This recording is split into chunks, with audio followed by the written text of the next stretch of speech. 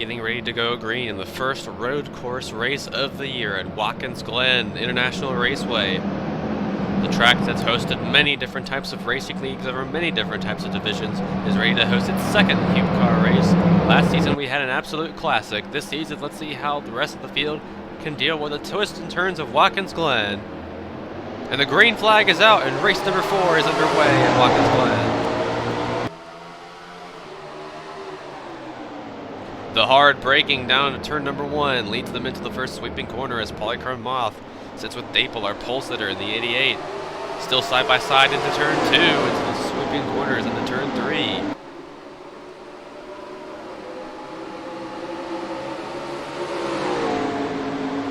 The 77 has a slight advantage over the 88, but they are still side by side going into the bus stop and into turn number 4. Sheepmobile trying to get to the inside or the outside, can't really pick a line, but now the 77 of Moth has the advantage going out of the bus stop into turn 5, now into the big sweeping turn 6.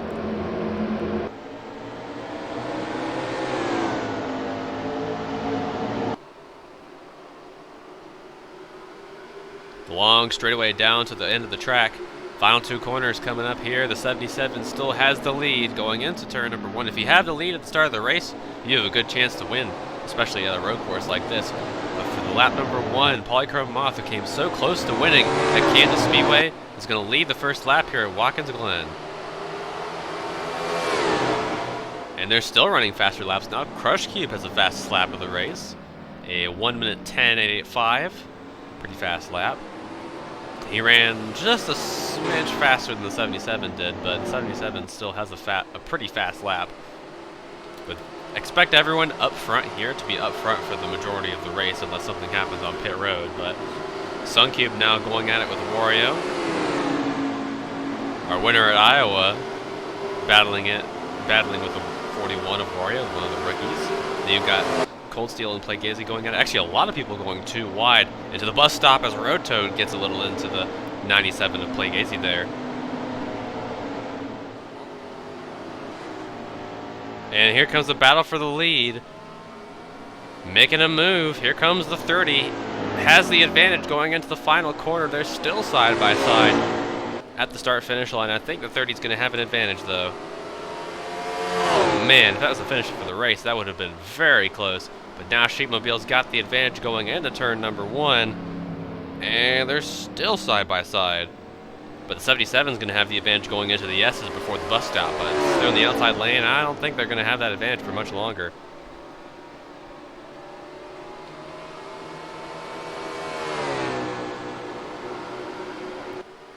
Still going at it for the lead going into the bus stop. This will be the deciding factor on who takes the top spot. I think it's going to be that 30.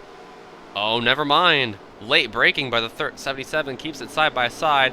They have to go in the grass, and now the 30 takes the lead away, and we have a new leader for the first time today. It is Sheepmobile for the first time this season, actually, I believe. But now the 45 of Raccoon is ahead and has a lot of momentum going into the bus stop. Can he get past the 16 as well? Oh, they're about to go 3 wide back there. Look at this. Shadow trying to make a move with DDD. Could not make it stick. And they're fanning out quite a bit after that corner, but Raccoon's going to get ahead of both 3. Actually, yeah, he got ahead of both of them in one corner. What a move by the 45. If you want to watch more, you can also watch Beast Games, episode 3, advertised by Mr.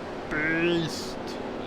I'm more concerned about when these pit stops are going to happen, because that's when things are going to really shuffle around, especially at a track like this.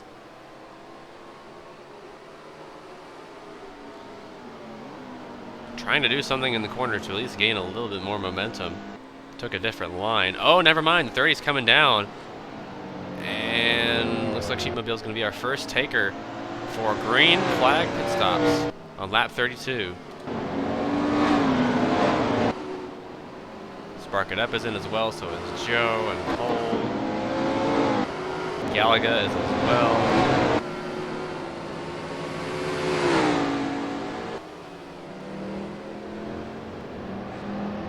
Great camera angle here of watching the Sheepmobile cruise down.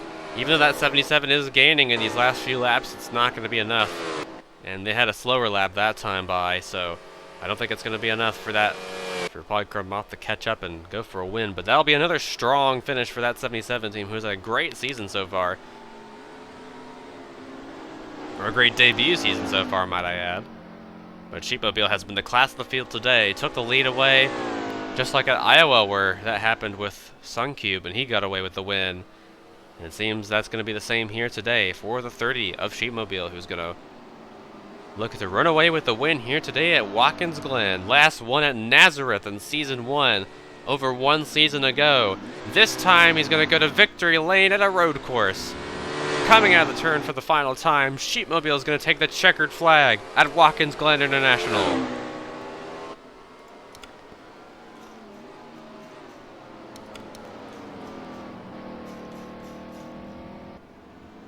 And we'll watch everyone else come down the track and take the last bit of this race. And here comes the rest of the field with their finishing positions after a surprising amount of passing through the mid-pack and the back of the pack. But it was the lead that ended up being the main factor today for the majority of this field as they go on to finish this race. And they all finished. Everyone managed to finish this race. There are no mechanical failures or anything. Sheepmobile went on to win it in stride. There are your official results.